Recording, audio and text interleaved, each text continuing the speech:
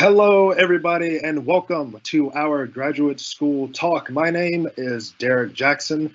I am the program specialist in the Office of Undergraduate Education. Thank you so much for tuning in to this live event.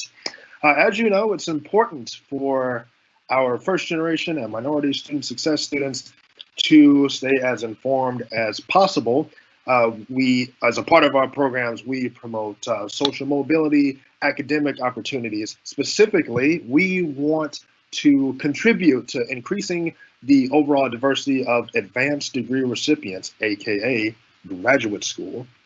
So now more than ever, I truly believe that you in the audience and watching this are in a great position to get as much as you can out of your undergraduate experience that will then prepare you to apply to graduate school. But it's also important to keep in mind some of the hidden do's and don'ts when it comes to applying to graduate school and just going throughout the application process.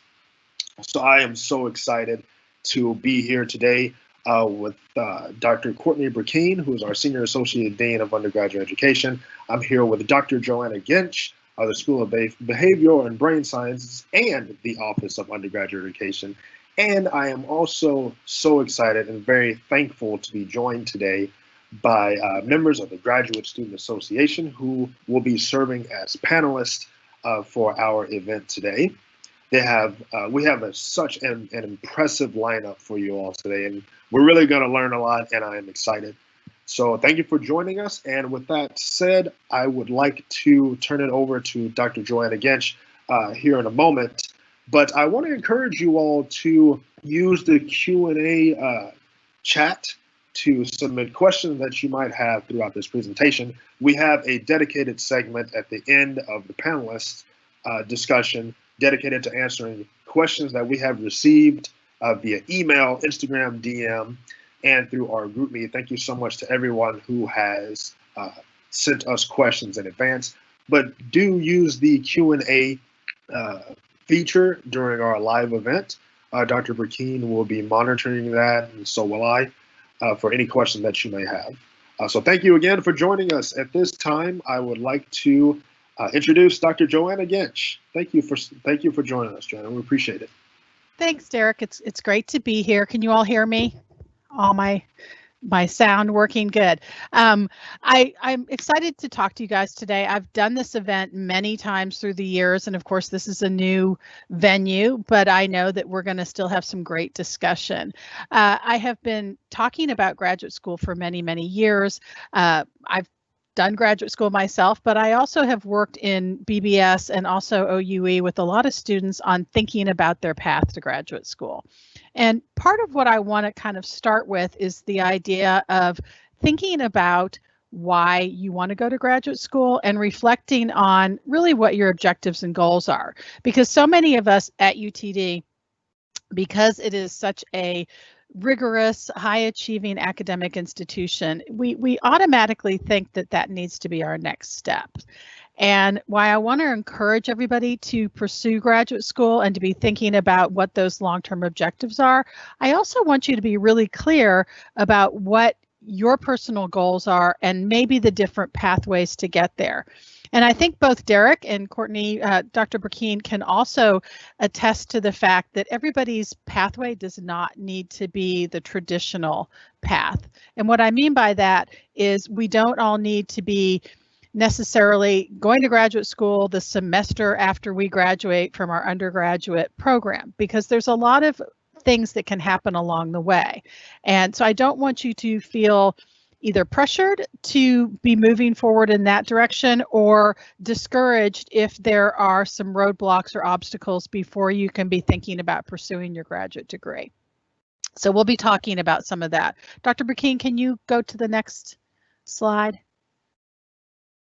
I'm having help here with moving through this. So these are just, I don't know if you can see the text. I think it's a little bit truncated here on the slide, but these are just some quotes related to this idea that we oftentimes think that we need to be, oh, thank you. We need to be moving in a specific direction, and a lot of our focus in the present is about getting to next steps.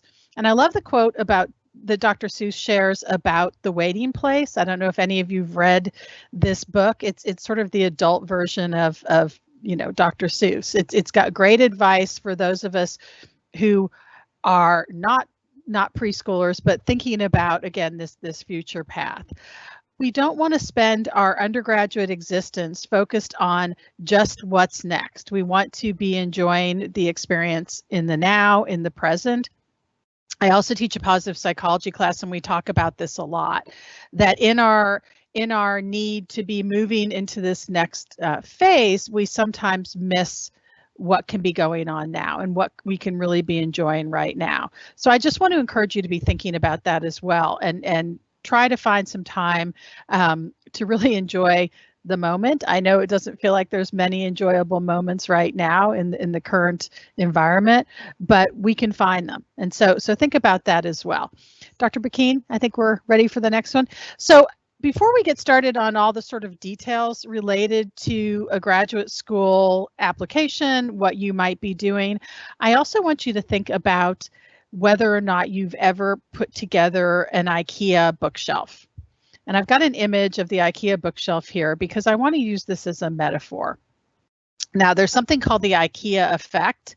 And if you know what that is, if you've done any kind of cognitive psychology, the IKEA Effect is basically this idea that we have that when we put a lot of effort into something ourselves, so for example, when we build an IKEA bookshelf, we place greater value in that ultimate creation that we've built.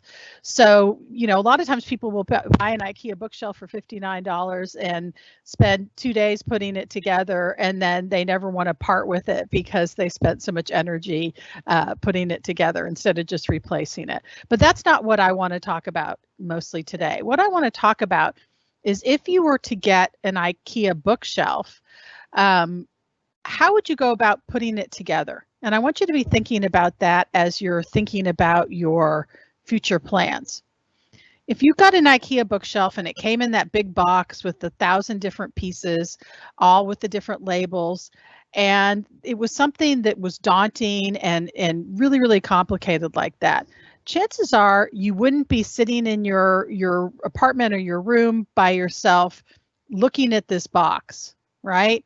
And I don't know if we have any live people who can chat about this, but what would you do? What would you do with that big box in front of you? Would you start opening it up and pull out the instructions? Would you maybe call someone or text someone?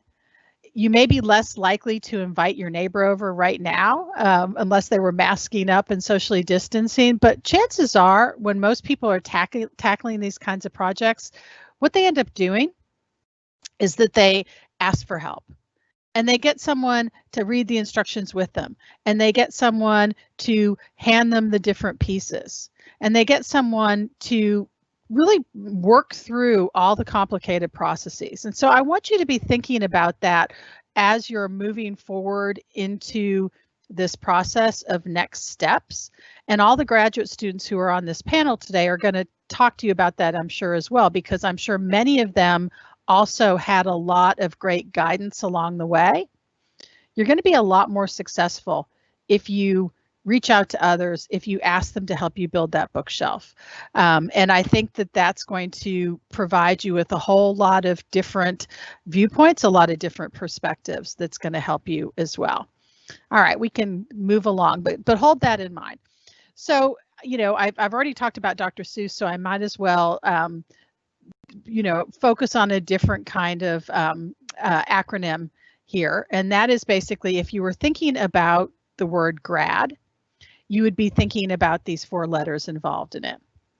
And what I always say to students when they're thinking about grad school, the very first thing that usually comes to students' minds is, of course, their grades, right? And perhaps their GRE scores or their GMAT scores, depending on what kind of exam they need to take in order to apply to graduate school. But what they tend to not focus on as much, and what they tend to not articulate enough, is what are the goals? Why do you want to go to grad school? What is it that you want to gain out of grad school? Who do you want to be? And when you picture yourself done with that degree, what does your life look like to you? Now, it's not only important to articulate those goals to yourself, but there's going to be a lot of people asking those questions. And if you're just focused on your grades and your GRE scores, you're not really going to have the opportunity to be thinking fully about what that means. And I don't mean goals necessarily in the broad sense of a career objective. I mean goals as in, what do I want my life to look like? Why do I want to be doing this particular thing? What are my strengths?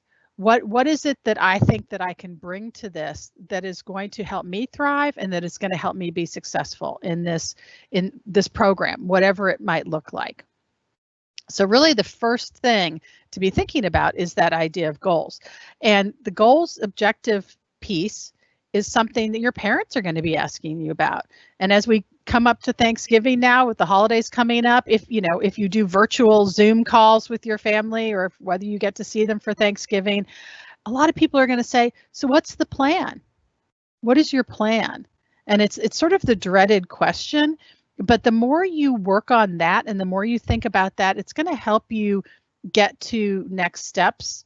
And it's going to help you, again, when you're writing your personal statements, when you're perhaps going through the interview process, when you're talking to your faculty mentors about letters of recommendation. Because if you want to be the most successful applicant, if you want to be the best candidate for whatever position you're applying for in graduate school, your mentor needs to be able to understand that so they can write that in your letter. And your family members need to be able to understand that so that they can help support you in the ways that you need. So the G is, for me, goals, and grades and GRE scores are something that you're having to think about, but that's apart from this. So focus on that first. All right, we can move to the next one, Dr. Burkeen. All right, so the R in grad is probably just as important. And it's something that I think that we pay a little bit less attention to than we should. I think one of the reasons that the Cultural Scholars Program and the USS program are so powerful is that this is perhaps the most important thing they do. And what they do is they place high importance on developing relationships. And developing relationships are the key to, again, not just getting where you want to go, but succeeding where you are.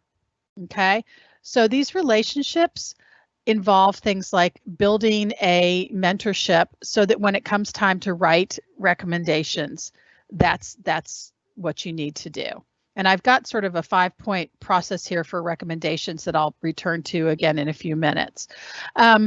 There is a lot of emphasis at UTD on getting research experience, and definitely if you're interested in doctoral programs, that's very important. So that can be part of the R as well. But in order to get a good research placement and to actually be effective in research, again, relationships are the primary piece, because you will be working either with the doctoral students in that lab or you'll be working with the principal investigator in that lab. So relationships are important, and relationships are built on great communication and respectful interactions. Okay, and so it's all the types of things that you were taught when you were growing up about being courteous, about being gracious, about being respectful, about networking. All those pieces are important. And again, when we talk about recommendations, which in many cases are the thing that are going to set you apart, because you're going to have your grades and your grades are going to be, what people look at, but to make you stand out, your recommendations are going to be pretty important. And so having a relationship outside of the classroom and outside of just showing up and doing what you need to do in your research position will make a huge difference. Let that mentor know who you are, get to know them, get to understand, have them understand what your strengths are, work with them on finding ways to improve, and there's all sorts of ways that they want to be there to help you. part of that is, again, building up that relationship early and maintaining it. So even if you have a professor that you met your first year in college that you haven't seen since, keep in touch with them, follow up with them. I have students, I just had a student who's in South Korea write me for a letter of recommendation, and she graduated, I think, in 2015. But every couple of months, every, couple times a year at least, she checks in with me and asks how I'm doing. She follows things at UTD, so she can comment on those kinds of things. So again, relationships aren't just, a one-time transaction. They are a developing situation. So these different points give you some of the detail of how to best ask for a letter of recommendation. One of the other things I continue to hear is that people are intimidated to do that. And I want to highlight here, and I want to say this again, and I know Dr. Bakim would also second this, but that is part of our role, and it's part of what we want to do to help you. So please don't ever be anxious about asking for a letter. Don't ever be anxious for asking for a meeting. Email, be gracious about it, and that's what we're here for. Now, let me just pause here for a minute. I don't know if we are, I think there's some things in chat. I'm not sure if I can see them or not. Do we have any questions, Dr. Burkeen?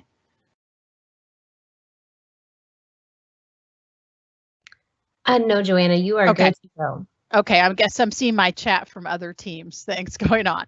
Okay, well then I will just keep going and until I need to pause again.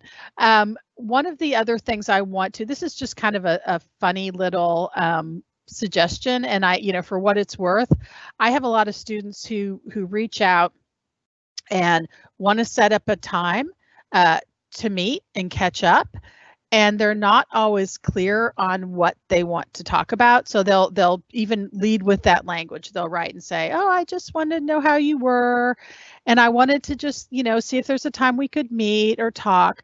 And they're not particularly clear on what they want to meet about.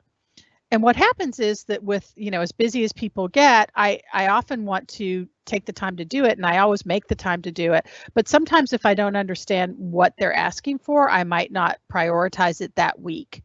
And that might, have them lose a week when we could be working on letters. So if you are reaching out to a faculty member to ask for a letter of recommendation, and you're not just, going to office hours, because again, things are a little bit different now, I would recommend that you very quickly in your email to them, let them know what you want to talk about and what you want to meet about, because that gives them the opportunity to say, oh, of course, I'd be happy to write you a letter. I'm really swamped right now. Can you send me your materials and we can meet about this next week? It alleviates that awkwardness that when you show up in their office hours and you're sort of trying to get there. And I know it's hard sometimes to ask for a favor or ask for something like that. So if you just communicate that in advance, be really clear about why you would like to use, to use that opportunity to meet with them, that will, I think, really make you feel more comfortable. It also helps if for whatever reason they're not able to write you a letter, that they then have the opportunity to tell you that in writing. And that just solves a lot of those issues. Now, I've never turned anybody down for a letter. I don't, as a general practice, do it. Sometimes I'll tell students that I might not be the best person because maybe I haven't had them for an academic class, but I know them in other ways. But I just think it helps to, again, that clear kind of respectful communication makes a huge difference, and they will remember that. All right, let's move to the next one. Okay, this is not the A. We'll get to the A in a minute, but this is a good place to add in some of the suggestions about what issues you can run into when you are writing your personal statement and when you are perhaps sharing information about yourself. Now, I used to be, I was Associate Dean of Graduate Education a few years ago, and at the time I worked with a lot of graduate students talking about going from master's programs to doctoral programs, and a lot of them in their statements would share a lot of information that wasn't particularly useful and sometimes could maybe be less than helpful. And some of those include personal information, for example, about one's mental health, especially as a graduate student, because graduate school is challenging. And there's all sorts of obstacles that come up when you're a graduate student. So students would say, oh, things have been a little bit of a problem in graduate school. I've been working on my master's, but it hasn't gone as well as I would have liked it. My GPA isn't as strong as I had anticipated. How much of that should I share when I write my personal statement? And of course, it depends on what kinds of programs you're applying to. I still have a lot of undergrads who are interested in clinical psychology programs because we are a psychology, psychology is one of our big majors. And in that case, they often think that if they have had experience with personal mental health issues or through a counseling process, that they could share that information because it gives the institution some idea into why they have the motivations they have. And there's been a lot of work on this, looking at what kinds of information people should share. And there's a great paper written on this by, and I'm blanking on his last name. It has Apple in it. I want to say it's like Applebaum or Applebee. I can find it and send it along with Derek to share. But it's called The Kisses of Death. And in The Kisses of Death, the APA, the American Psychological Association, had done a survey on what kinds of things were problematic in applications and what kinds of information were problematic in personal statements. And that was one of the first ones. And so when it says here damaging personal statements, that doesn't mean that you've shared something that's harmful about you. It just means that you've shared too much or shared things that might concern the school that you're applying to or the committee that you're applying to. So if you have something that you need to explain, if you have something that you want to somehow have them understand about you because it explains perhaps why you had a trajectory of strong grades that then you had a dip, you can say that in very vague terms, or you can have your other letter writer say it. And what I mean by that is you can say, as you can see, I had a chat. My grades were not as strong as they could have been, my second year in my master's program due to personal challenges. That's all you need to say. You don't need to get into a lot of detail. And you don't need to say that because of those personal challenges, you will be a great clinician or you will make a great counselor or you will make a great teacher or whatever it is you want to be. It's better not to be that transparent in that setting. And again, if you want to share that with your letter writer and ask them to share it in a very very vague way, you also want to clarify that in your discussion, because sometimes it's seen like there's excuses being made for any kinds of issues that you might have run into. Now, the other thing, I jumped to number 2, but not doing your homework really has to do with the fact that you want to be very certain that when you are applying to programs or you're applying to work with particular people, that you know who those people are and that you understand what that program is. I can't tell you, and those of you who are graduate students at UTD, you already know that we don't have clinical and counseling programs in BBS, for example. But students constantly write and say, I'm really interested in your clinical program at UTD, or I'm really interested in being a counselor. I'd like to apply to your program. Can I have more information about that? And if they had done any kind of digging, they would have known that those are not programs we offer at the graduate level. So right off the bat, when faculty get that kind of inquiry, or when the academic support coordinator who oversees the graduate programs gets that kind of inquiry, that gets noted, and it's something that can really derail your application moving forward. Academic problems are not going to be a kiss of death in every instance unless they are persistent. Okay, so an academic problem that clearly is transient, related to an individual class or two, or related to a semester, can clearly point out that there's some event that interfered in some way with your academic success. The best stories, and the ones that are looked at in the most positive light, are when there's a trajectory that is a positive upward trajectory. So there's a lot of students who start out as first-year students, struggle academically. Many pre-med students have these challenges. And so perhaps the first couple of years, their GPA is not particularly strong. When students then kind of hit their groove, figure out what they want to do, those next 2 years might have a really steep, trajectory of positive improvement. And graduate school committees and applications, they look at the last 60 hours more in a more focused fashion, or they look at your major GPA in a more focused fashion than they look at your overall GPA, because they recognize that there are those things that play into it. The only time academic problems are going to derail you is if they are persistent and consistent across the whole transcript. And that's a whole nother path then that you need to think about, is how you can recover from that. And that's another set of questions we can talk about. The faulty letters of recommendation are, again, if you were to choose someone who perhaps doesn't know you very well, if you were to choose someone who perhaps you didn't have the best experience with, but you thought you should ask them because maybe they taught some sort of critical core class.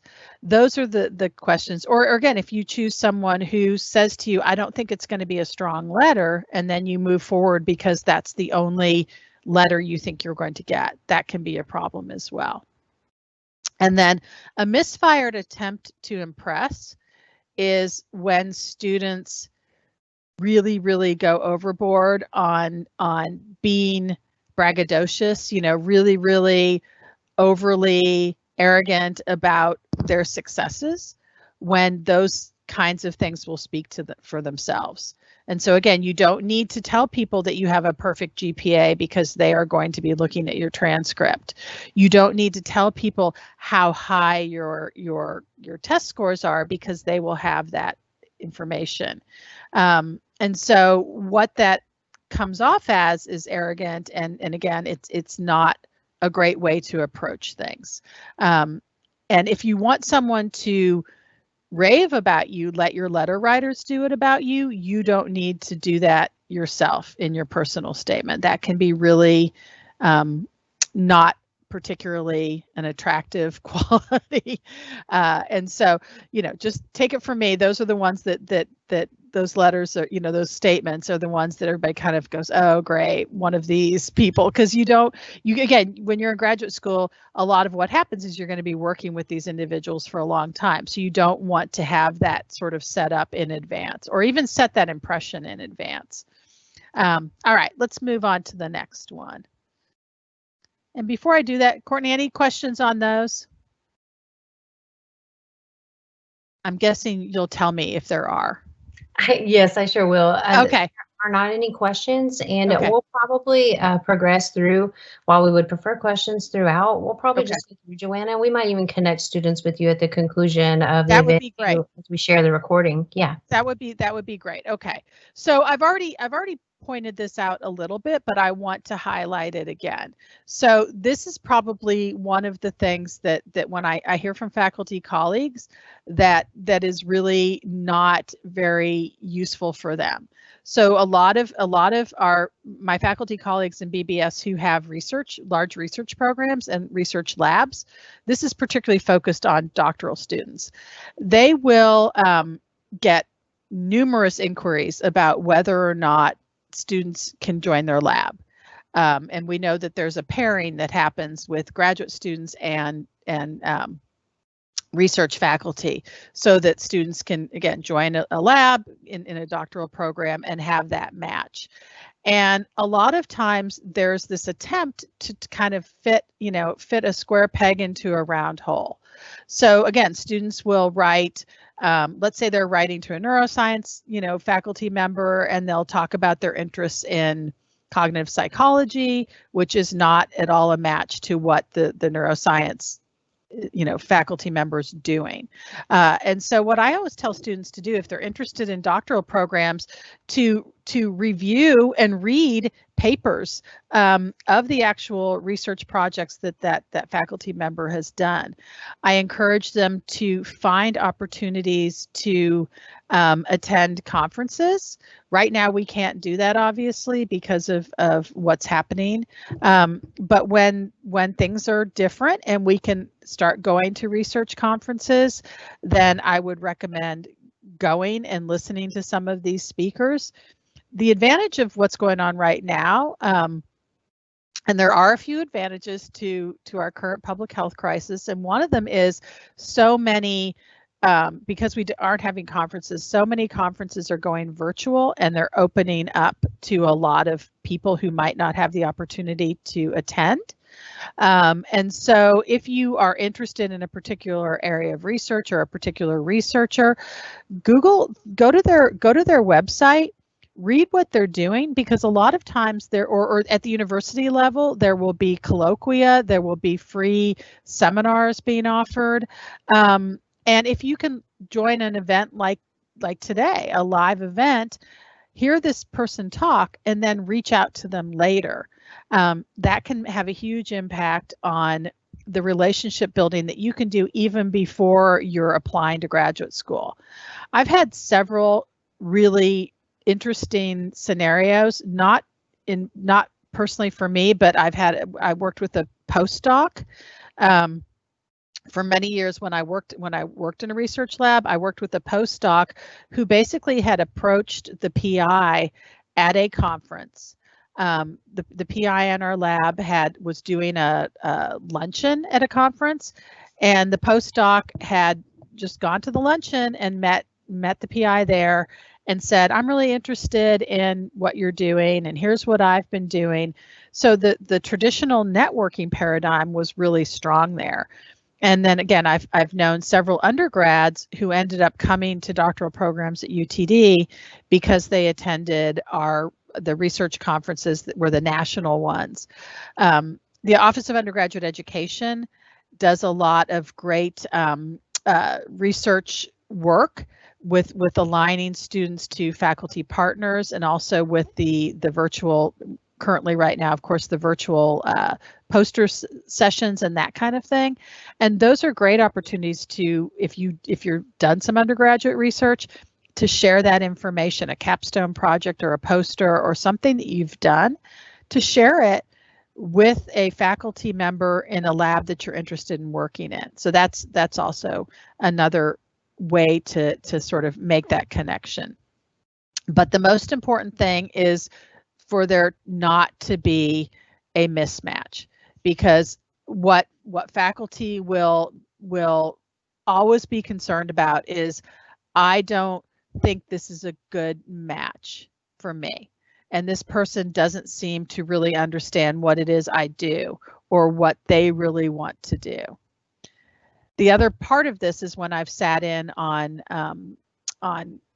committee selections for graduate students, there will be really, really strong students who will not be offered a spot because they haven't asked for more than one faculty members to be placed with more than one faculty member. So if you're interested in an institution because you really like what their program's doing, and you say, I really want to work with Dr. Jones, and perhaps Dr. Smith is also doing some interesting things, but you're worried that if you say that you like Dr. Smith's work too, that Dr. Jones is going to have his feelings hurt, right?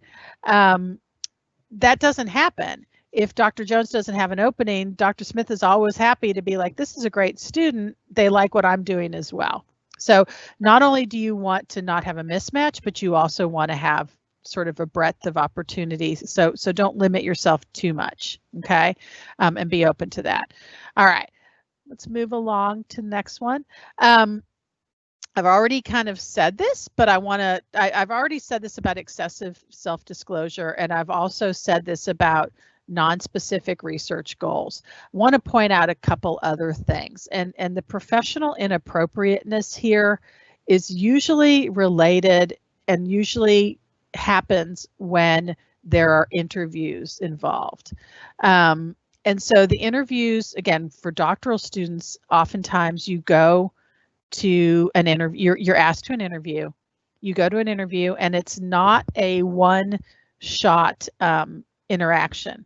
In other words, you're not just meeting with your potential faculty advisor for an hour.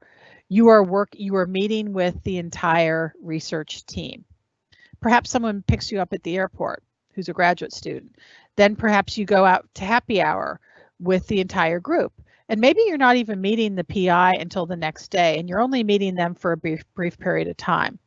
What happens in those environments is that oftentimes the entire weekend is the interview, but the student is only preparing for that one-on-one interaction, thinking that is the only time that they're really being judged, or I hate the word judge, but they're being looked at, to think of, would this person be an integral match to this team? And what happens is in those groups, after that person leaves, the entire team is then asked about their impressions. And so sometimes the very best candidate on paper isn't the best candidate in person.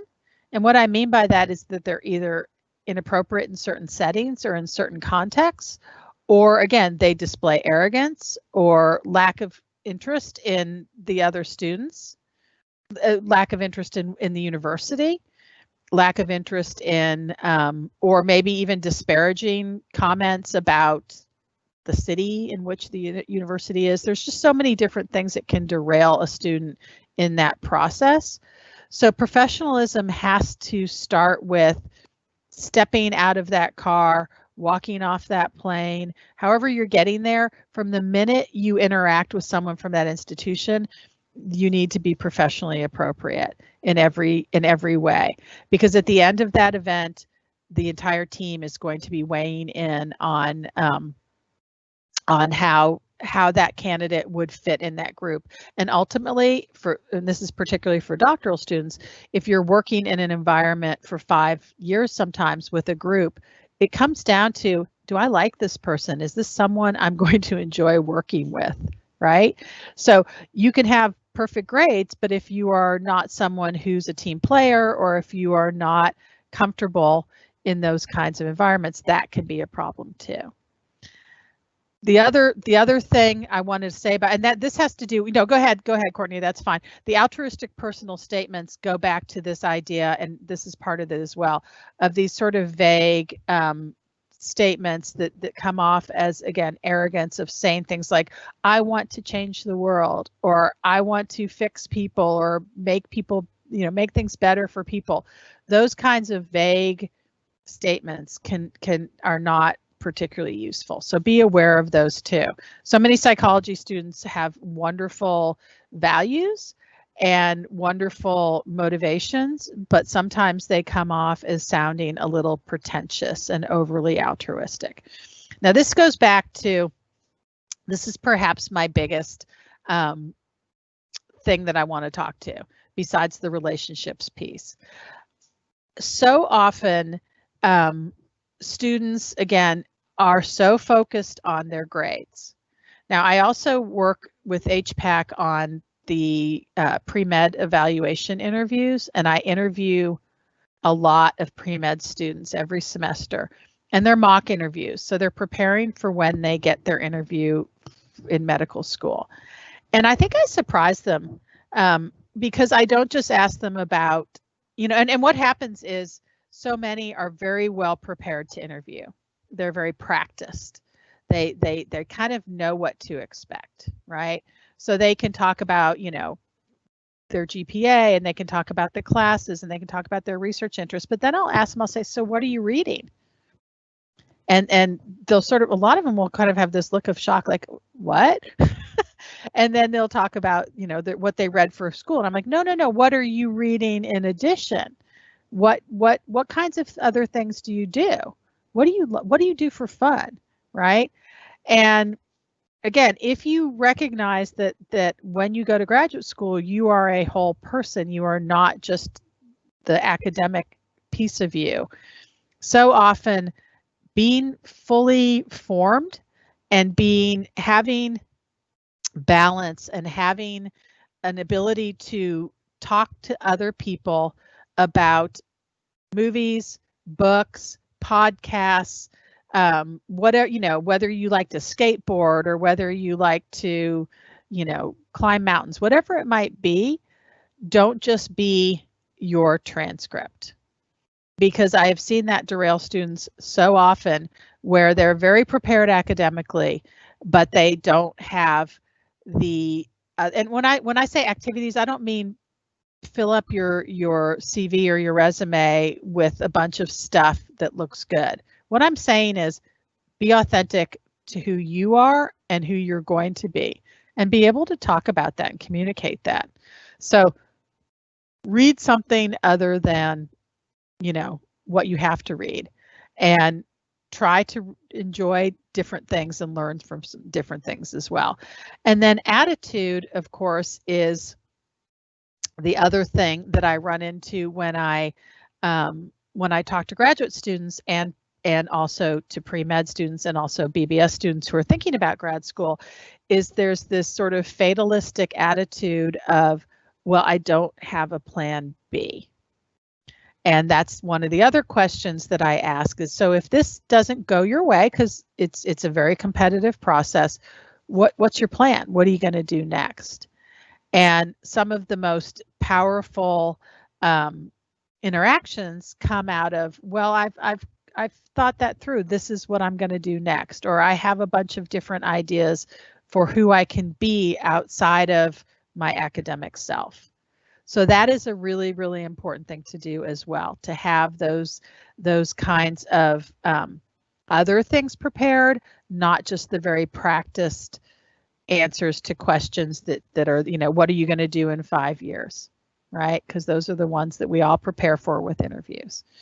All right, let's go to the next. I think I've got to wrap up here in just a few minutes. This again is just another one of my favorite quotes, and this has a lot to do with this idea of, if we are clear and authentic about perhaps what we want our life to look like, a lot of the things that we're worried about in terms of next steps will fall into place more. Okay, and so part of development, and again, I'm a developmental psychologist, so part of this is really important to me. Part of development is not just developing a very narrow piece of yourself, it's developing your whole self. And that looks different for everybody, so it's not a formula I can tell you to do. It's just again, walk away from your studying a little bit, walk away from expectations that others have of you, and truly think about who you want to be, what you want your life to look like, and be able to articulate that in a way that can help you get there. Okay. All right, let's go to the next couple. Okay, these are just some other words of advice. Don't settle. And what I mean by that is that there are a lot of for-profit types of institutions out there that will be happy to play into your insecurities, will be happy to offer you things in order to think that you're going to get to next steps. But when I say don't settle, there's a lot of ways that you can get to graduate school, even with academic challenges, without buying into something that's going to then get you into long-term debt in significant ways. Okay, so what I'm saying is don't settle for things that are not going to benefit you in the long run, and that's a whole nother story we can talk about at another time. Don't panic. thinking, okay, if this doesn't work out for me this time, that I'm going to run out of options, because there's a lot of different options. Again, you can take classes non-degree seeking at institutions and do really well, and they can look at those grades. You can do post-baccalaureate kinds of programs. You can go work for a couple of years and delay your education a little bit and get some great expertise and develop more relationships there. And I can tell you a lot of stories about people who've done those kinds of things. So the most important thing not to do is to get stuck. And what I mean by that is to determine that you are in a place that you're never going to be able to get out of. And whether you have to go to the counseling center to help you with resources for that, or again, going to your mentors, there's a lot of ways to manage that. All right, I think the next two slides are just resources, but go ahead and yeah. So these are some of my favorite resources. There are, you can, if you haven't ever done the Strengths Quest, one of the reasons I recommend Strengths Quest, and you can get that link, it's a monetized assessment. One of the reasons I suggest doing the Strengths Quest is it's a great idea for both to understand what your strengths are, and that is an assessment that you can then use to articulate your strengths in a statement or also in your interviews. That is something that you can get a link to through Student Affairs. That's that first link up there. There's also a free strengths assessment that can be done through viacharacter.org. You have to, this is out of the University of Pennsylvania, you have to go in and sign up for an account because they use your data. It's another data mining thing, but it's for good science. But you will then get a report looking at your strengths. And if you learn what those are, you'll see that they tend to be pretty reliable and correlate pretty highly with the Strengths Quest, which are both two different assessments. But anyways, those are some great tools that you can use to kind of describe who you are. And then as you can see, there's a lot of great resources here that probably some of them are available through the UTD library. If not, you can probably find them in other ways as well. But they're just great at sort of thinking about this long-term objectives as well as kind of goal setting. Okay, and then I believe the last slide is just some other resources. I'm listed at the bottom. Feel free to reach out to me. I'm happy to talk to you about this in kind of more targeted and in person. Again, a lot of this is geared towards our psychology students, but it can apply across the board. The Peterson's is a website that can help you find graduate programs. Same with Princeton Review. I always put the cnmconnect.org jobs, and the reason I do that, and that's focused on BBS students, but certainly it's useful. It is a job board, and it's for the Center for Nonprofit Management in Dallas. But in that job board, I always encourage students to go in and look at what those jobs are that are listed, because it ranges from top executive positions all the way down to internships. But what's useful about that is that you can see what kinds of criteria they're looking for in terms of degrees.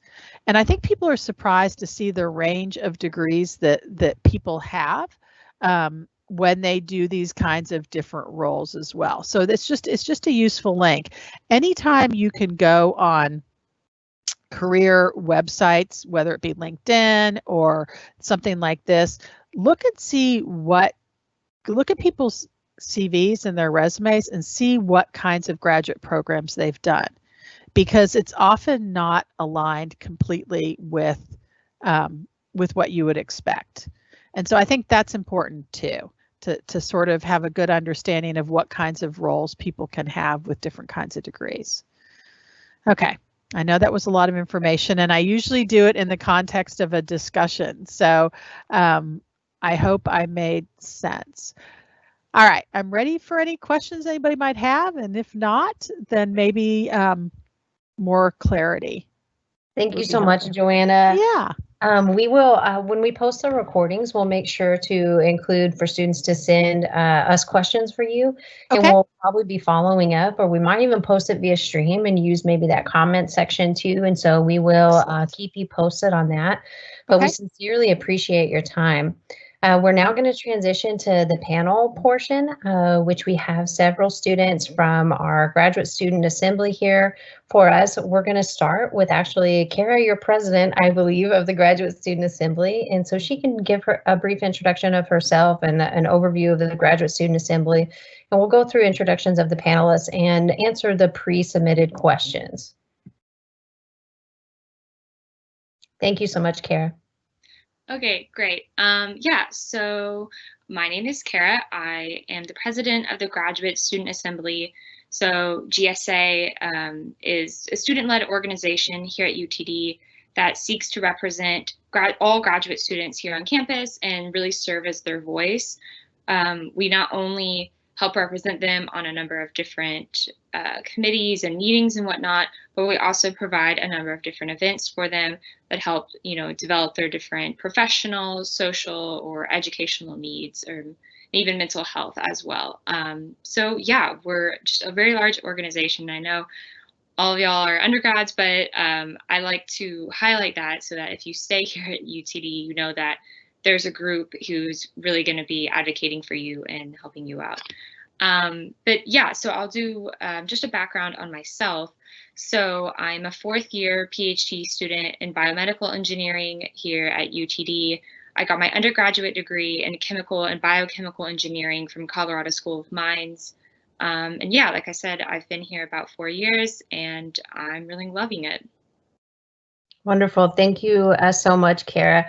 We'll next go to Ryan. Ryan, if you'd give a brief introduction of yourself, that would be great. Sure. Oh, I'm live. Hey, everybody, I'm Ryan. So I am the GSA programming chair. As Kara said, we do plan stuff, so I'm in charge of planning pretty much anything that we do, or most of the things that we do. A little bit about me is I'm a second-year bioengineering student. I'm primarily focused on cancer research and therapy. I got my undergrad in physics and mathematics at Westchester, and then I got my master's at Drexel in biomedical engineering, and now I'm here. Great. Thank you so much, Ryan. I appreciate it. Next, we'll go to Olivia.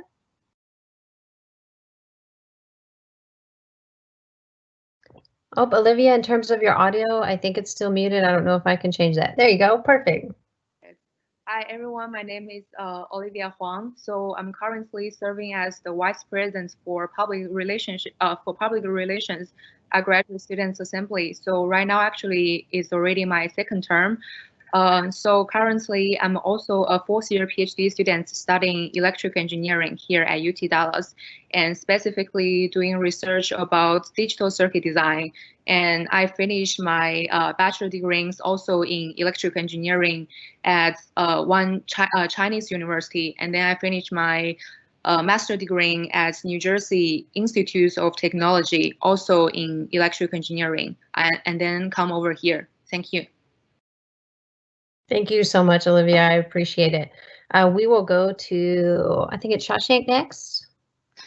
Yeah.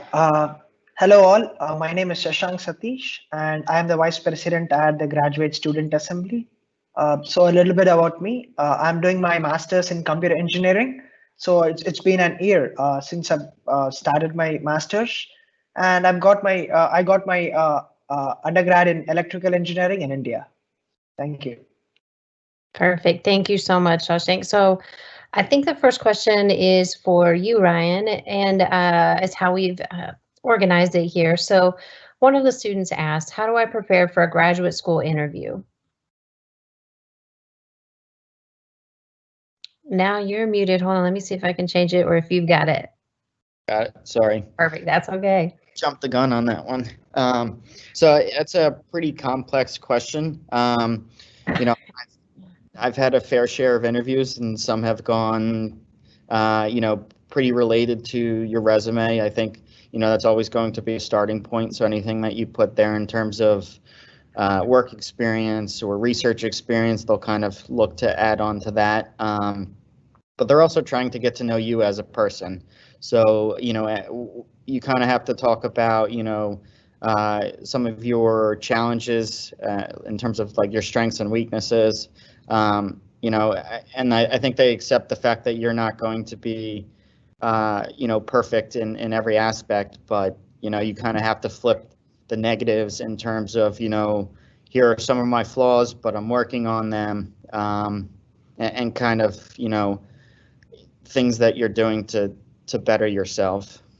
Yeah, I like that, Ryan. I think, as Joanna mentioned in her presentation, anytime you can do more of the asset-based approach and even framing adversity or challenges you might have encountered positively by citing the strengths that you use to overcome them, I think that's always really, really valuable frame of mind.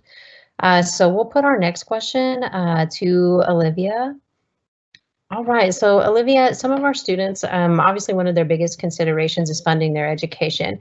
And while we know that there's some RA and TA positions for doctoral students, if you're a master's student, and if you have any experience kind of researching or applying to fellowships or scholarships at the graduate level, what advice would you have for students? What can you do as a master's student to fund your education? Yeah, sure, I can answer this question. So I think it really depends on the situation. I have seen some like undergraduate students also get teaching assistants, or some master students also get teaching assistants. I would say like research assistantship is rare for master students because those fundings are actually directly funding from the PIs.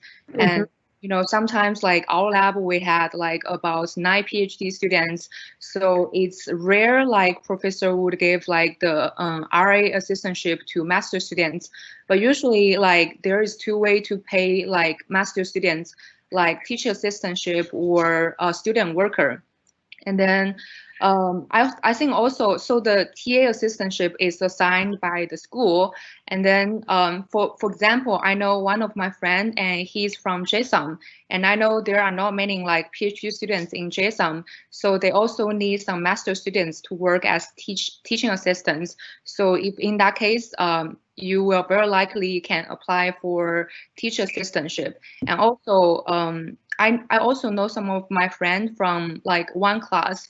They kind of like start to work like after they graduate from their undergraduates, like working for Texas Instruments, and later on like Texas Instruments just funded them for their master degree.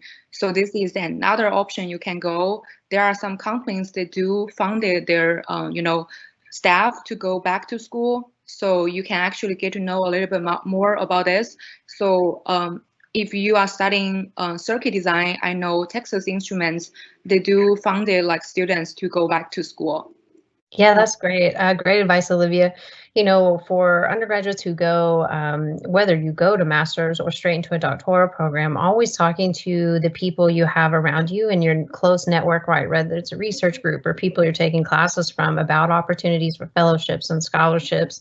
And always meeting with the Office of Financial Aid too, right? And then if you are working, Olivia, it's a great point. So many employers nowadays have these tuition kind of reimbursement programs or tuition kind of deferral programs to try to retain their employees for as long as possible. So that's a really great point. Thank you so much, Olivia. I think the next question will go into Shashank, if you're ready.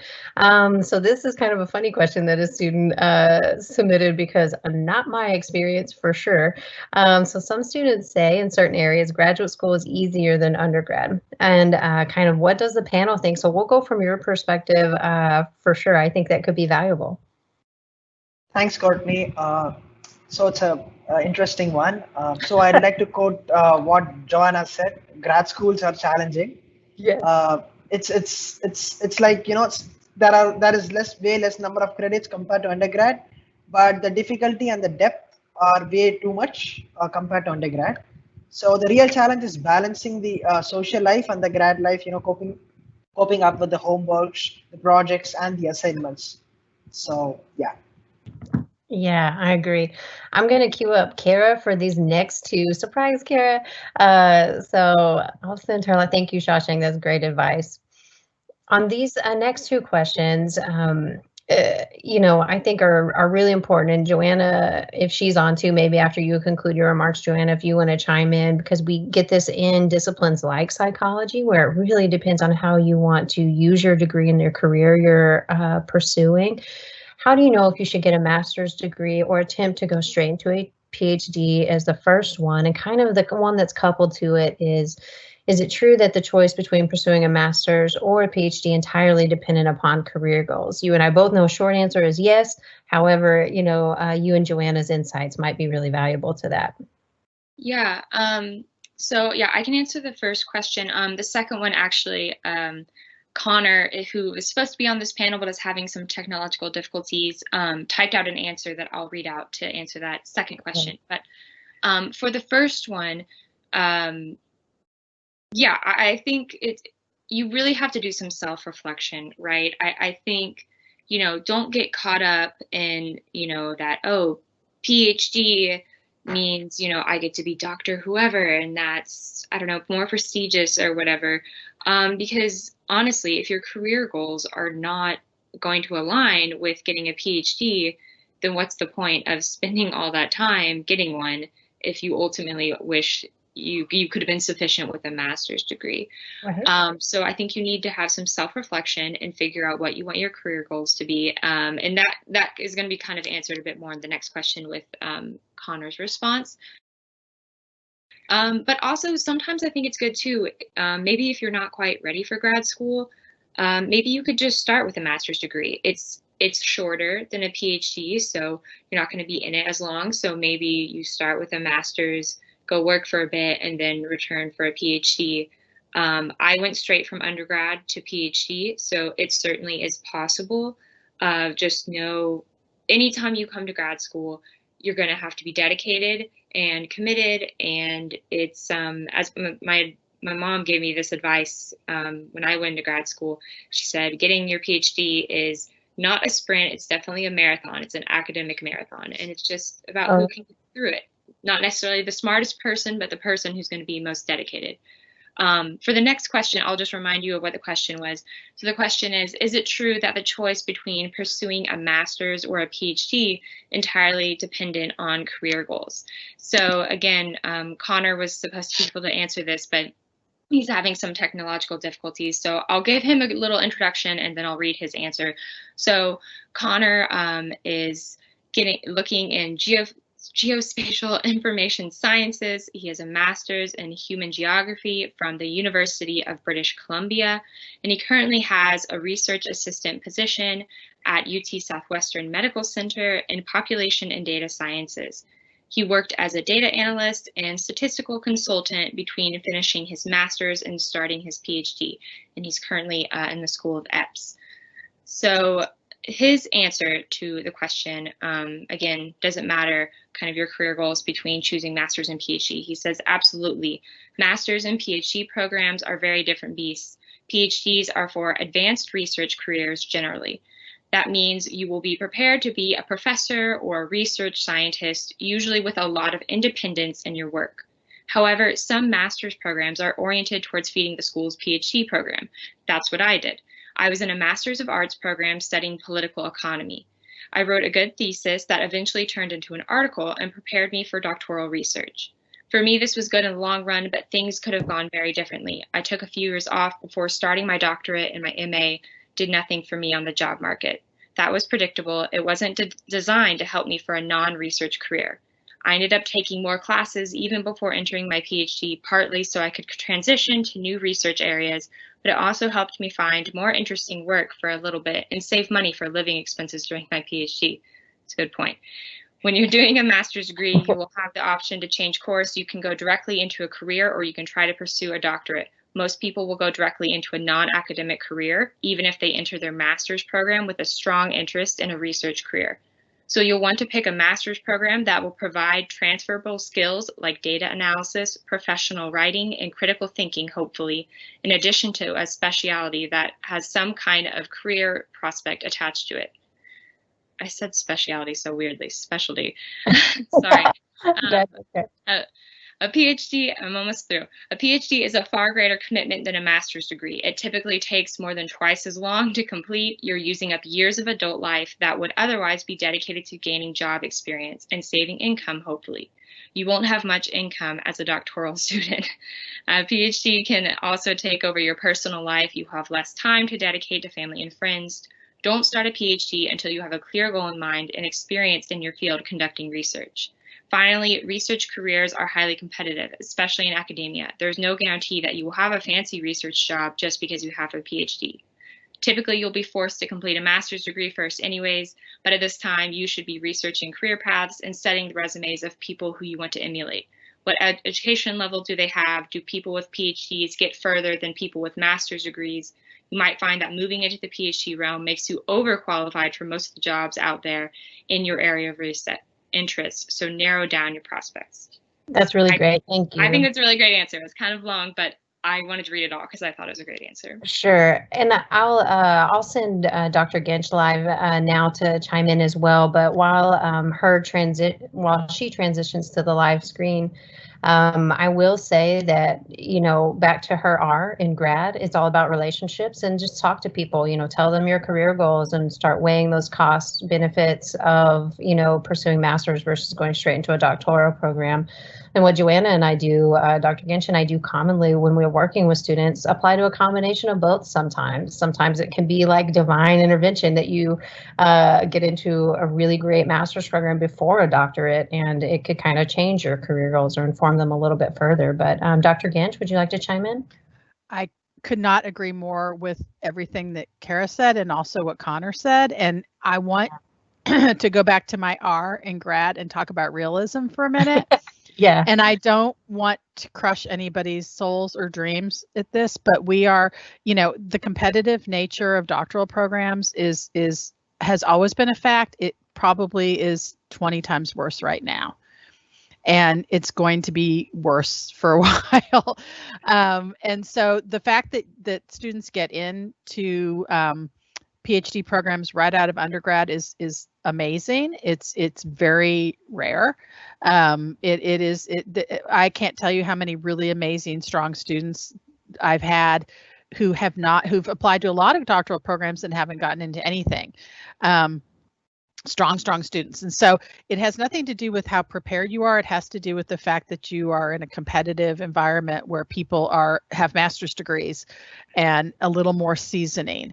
And they are going to naturally usually select people who have a little more seasoning. Now, that being said, that doesn't mean it doesn't happen. And like Courtney said, I would always say, cast a wide net, get a variety of programs, apply to doctoral programs, apply to master's programs that, as Connor said, and I can't highlight this enough, that has some sort of credentialing, licensing, has some sort of career objective in it that is going to get you to next steps. And also, there are other ways to go into doctoral programs that are different than the traditional pathway. And Dr. Burkeen and I both did this. And that is that we both worked full time and did our doctoral work separate to our careers. And so it took us longer. And I'm speaking for you here too, Courtney, but I just want people to understand that it doesn't have to be the way that everybody tells you it has to be, because I worked full time in a research position while I did my PhD, but I was not a full-time doctoral student with a stipend. So it took me longer, but it also gave me the opportunity to have a living wage. Yeah. And to, again, I was a little bit older. And the other thing I did as a master's student is I wasn't really sure what I wanted to do getting a master's. And so, as I said, I took 12 hours non-degree seeking because I had a gap between undergrad to see if I even wanted to do this master's program. And as a non-degree seeking student, then I just moved into those hours, then transferred into my program. So there's a lot of different ways to do things other than just right out of college, you get into a graduate program, or right out of undergrad, you do a PhD. Right now, with the way things are, I think doctoral programs are going to be even more competitive. And I've seen this in higher ed just because of funding issues. And so master's programs are maybe more appealing, and especially master's programs that are going to get you into the workforce within a couple of years, and sometimes 18 months. Yeah, thank you so much, Joanna. I appreciate that. That's a great insight. So while I queue up Olivia, I will also say that, you know, to Shashank's point about the master's program and what you can get out of it, I know that my, you know, kind of technical communication skills at the master's program, I would not have been as successful as a doctoral student if I had not done also a master's. And so, yeah, that was kind of all those points coming together. Okay, so Olivia, it's funny, I can probably guess some of our students. We always encourage our students to make a list, right, of the schools and their deadlines and their letters and their requirements and kind of funding opportunities at these schools. And when encouraging students from our minority student success programs, for sure, and from, you know, kind of other groups like our first generation students, I always have them also look at support services at the schools too, like go and visit their Office of Diversity. Do they have a program dedicated to you? If you're an international student, do they have an International Student Services office? Do they have a Graduate Student Assembly who can support you during your time there? So looking at that, so how would you answer the question, you know, if they're applying to at least 5 schools, any tips on how to rank the schools a student might be applying to? Okay, sure. So I think by the time, like, I mean, the students like starting to looking for applying for graduate program, right? So possibly the students already know whether you want to go for a master's degree or a PhD degree. So I think the answer will be a little bit different. So if you are applying for master's school, so I think you probably care more about, the locations, because the students probably will just directly go for work. So the location, I think, is like really important. Say if you are you want to do the engineering job like I do, so I think Texas is better or California is better. But if you want to looking for like finance job after graduating from master degree, I would say like the New York is better or Boston is better. So the answer will be different depending on what kind of job you do. But I would suggesting the location is very important. And also, I think second, it's also about the alumni associations. I think I had knowing many, you know, like the prior graduated students from my program, like working at all kinds of different like circuit design companies. I think that would help me in the future if I wanted to get a job and they can give me some reference. And so second, I would suggesting looking for the alumni, like alumni association, and you can look for that on LinkedIn. You can see where those graduate students start working after the graduates. But I think if you want to go for a PhD program, I think the more important factor is going to be which professor you want to work for, and do they have really strong the program you want to go for. So for my example, I would look for whether this school have really strong like circuit design program, and then decided like so just imagine if this school have really strong like certain program, which means they have like better faculty in this area. You would imagine if you are doing PhD, you are gonna spend like the 4 or 5 years to get your PhD. You want to make sure you do learn something in your area. And so I would say overall, just looking for the program quality in the certain school if you are applying for a PhD program. Thank you. That's really great, Olivia. To your point about the location too, it's so important. I get so worried about my students, you know, when they get accepted to the big cities that are expensive to live in, like Chicago. And I'm like, oh my gosh, your stipend is only how much? And I know how much apartments and living expenses are in those major cities. And so looking, you know, there's a lot of great websites to look at how much cost of living in certain cities, you know, right, compared to your stipend. And like you said, the labor market might be most important, right? Are there going to be opportunities for employment? Maybe if you're in a master's program. And Joanna made this point during her presentation, kind of following the PI too. I remember a couple years ago, I had a student get accepted to Cornell, which was the alma mater of her PI at UT Dallas, and they were so excited. However, based on her doctoral topic. She ended up at University of Minnesota because that's where the PI who was doing kind of industry leading, discipline leading research was. So kind of following that PI is important too, I think, in terms of doctoral and research considerations. So great. Thank you so much, Olivia. All right. Kara, I think the next question that we'll be handling is, speaking of ranking your schools, once you get into the interview process, what questions should you ask during your interview? Goes to Joanna's point, right? How to prep and do your research. But beyond researching specific people and things, what should they be asking more to ensure that they are taken care of as a more holistic student and get the experience they want out of it? Yeah, so I went through interviews in a way. I think there are interviews that can happen in different ways. I don't think the interviews I went through were going to decide if I got in or not. Certainly there are interviews that are like that. I think the interviews I went through were more of like, what lab will the student be in, sort of thing. But yeah, I think definitely, like we said at the beginning, be familiar with who you're interviewing. One tip I will give you all just about that I didn't do and was really embarrassing when it happened. I wasn't given the names of the people I was going to be interviewing with until I got there. So I didn't have time to look into them, right, like ahead of time. But one of the people I was paired with was apparently someone who I had marked on my application that I was interested in their research, and I did not remember them. And that's very bad. And I felt so bad in that moment talking to that PI. And she was like, so you're interested in my lab? And I was like, what do you do again? And it was awful. It was really horrible. So that can happen. I still made it. I still got in. I still got into a lab. But I would just say sometimes those things on your application, you think maybe they don't look at that, who you mark you're interested in.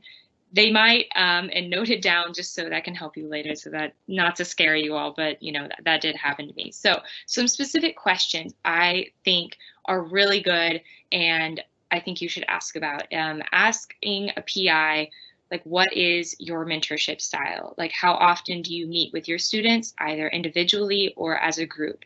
If you're the type of student who is going straight from undergrad to master's or PhD, you might want more of a hands-on PI because, you know, you maybe don't have as much experience. And, you know, especially if, like for me, I was switching from chemical and biochemical engineering to biomedical engineering, I knew I wanted a more hands-on PI. If you are someone who has more experience, you might not want that. And you might say, nah, don't bother me, just let me do my research. So I think that's really important as well.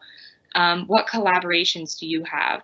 I think this is interesting to not only see kind of how other projects might spin out with other people, but it's also important to know what, you know, this PI, how they value these collaborations, and most PIs will. And if they're going to, you know, really encourage you to seek collaboration, sometimes it's collaborations within the department, or it's even with other schools. Here at UTD, we have a really great connection with UT Southwestern, so we have a lot of collaborations with them, and that's really great. But sometimes it might even be ones all the way across the world, and that can be kind of cool because then sometimes you get to go visit them and go on like an international vacation. And then ask about how selecting a project works. So PIs, right, have grants and they get these money to do this certain type of project. And so they might tell you, hey, the only opening I have for funding is on this project to do this thing. And maybe you're not interested in that. So maybe you end up not choosing that PI, or maybe you go on with the PI, but maybe they're not able to fund you through a grant. So you have to be a TA, or if you're a master's student, maybe you just can't be funded quite yet, and you can later possibly. But yeah, asking about that, because some, like I said, some PIs will have a very specific idea of what they want you to do, and that's all they want. Whereas some PIs are a little more open, and might allow you to kind of take the project where you want. You might want, though, a really set project. You might be like, you know what, I don't know what I'm doing. You just help me get aligned and then I'll go. But some people I know, they really like to look into the research themselves and kind of take the project where they want it to go more.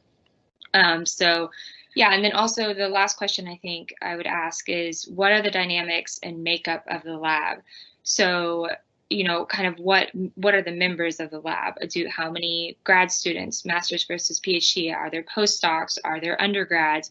And also kind of how, like I said, the dynamics of the reporting does it work. There are some labs that it's very, the undergrads report to the grads, who report to the postdoc, who reports to the PI. And it's very kind of like that. And that's like the chain of command. My lab is more like the grad students. We don't have a postdoc. So it's the grad students are, more senior and whatnot. And we supervise undergrads, but undergrads kind of have their own projects. So they're not just doing the grunt work for the grad student, because you might too, when you start, you might be like, I don't want to have to supervise an undergrad, or I don't want to have to always be reporting to the postdoc. Like, I want the connection with the PI. So I think that's interesting as well to see like how the lab will be working. And you can look up this information on your own sometimes by looking through like very common funding places like the NIH or NSF, at least for me in the field of biomedical engineering, to see the funding the PI has. But I know I straight out asked like, oh wait, like what kind of funding do you have? And that can kind of tie in with how the project selection works. So it's like, oh, what funded projects do you have?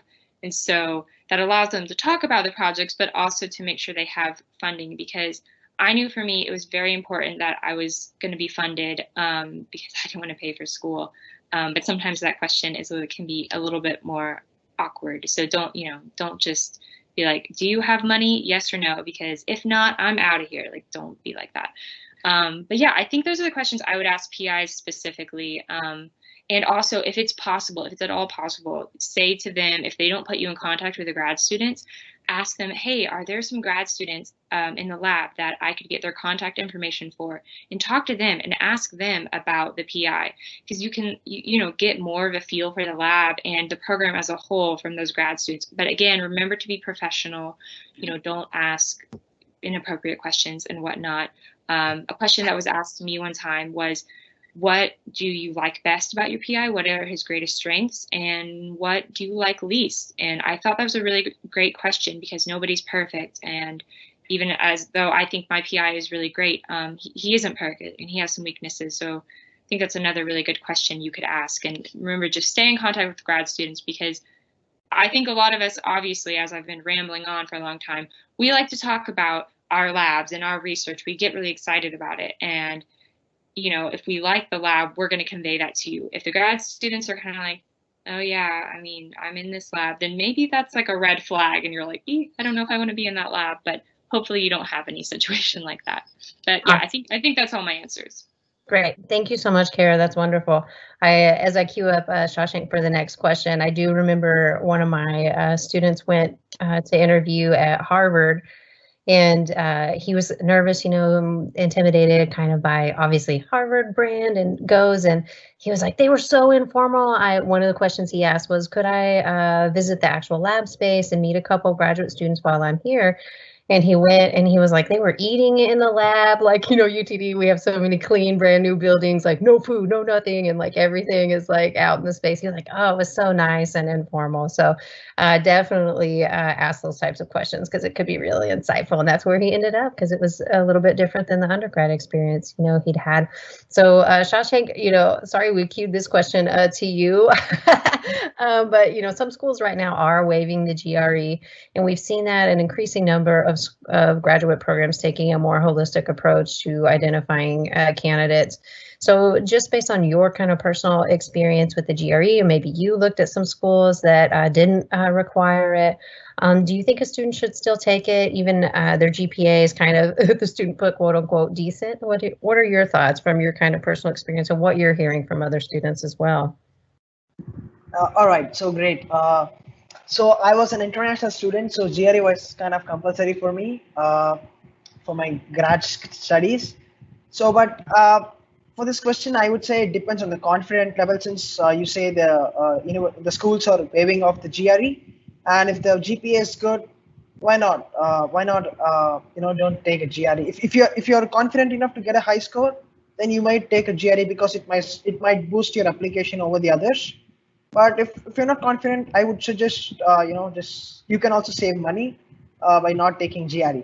So Perfect. That's a wonderful, quick answer for sure, because I agree. I mean, you can always take it and you don't have to send it, right? No one's making you send that bad boy. So great. Thank you, Shashank. I appreciate that. Okay, Ryan, you're up next. We're going to just ask about, will job experience make my application more competitive? And on that topic, just some context there is so many of our students are having to work, which limits the amount of time they might have to dedicate to an experiential learning experience like research. And so maybe actually also, if you want to look at that last question that was originally queued up for Olivia, my apologies, but we can couple this one together since we're tight on time, about how to frame an experience that might not be research in terms of being positive towards your application, even if it is a work experience. And in hand, that last question here about kind of how much research experience should you have before applying to a PhD program? And if we have a second for you to share just some insights about what you maybe had done as an undergrad going into applying to a doctoral program as well. Sure. So, I mean, maybe Olivia can answer this as well.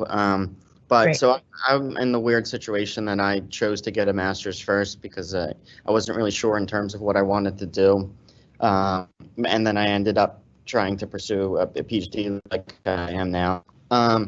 But I don't see job experience as a bad thing. I think it shows schools that you're able to commit and that you're dedicated for something. I think they all understand that, you know, you have to pay bills and you need money, so I don't see there's any harm in that. In terms of using it to your advantage, I think they'll definitely ask you in terms of, you know, what challenges you faced at work and kind of how did you overcome them, because a lot of those skills are translatable. So you can definitely try and focus on skills that are translatable to a PhD program and education. Fortunately, I was able to get research jobs throughout, whether it was through an internship or, you know, as an RA, TA. Even in my master's, I was fortunate to grab one. So I'm a little in the odd case in that sense.